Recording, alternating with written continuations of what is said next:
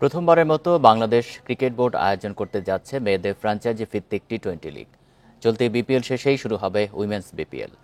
প্রথম আসরে অংশ নেবে 3টি দল, জানিয়েছে বিসিবি। টুর্নামেন্ট চলবে প্রায় 9 দিন ব্যাপী। মেয়েদের ক্রিকেট নিয়ে উদ্যোগী ক্রিকেট বোর্ড। কদিন আগে প্রথমবারের মতো মেয়েদের প্রথম শ্রেণীর ক্রিকেটের যাত্রা শুরু হয় বাংলাদেশে। সফল ছিল নারী বিসিএল এর আয়োজন।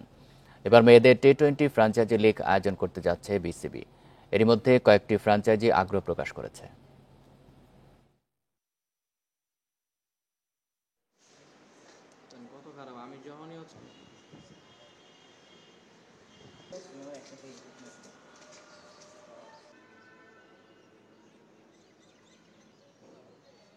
উইমেন্স বাংলাদেশ প্রিমিয়ার লিগ এটা আমরা আয়োজন করব।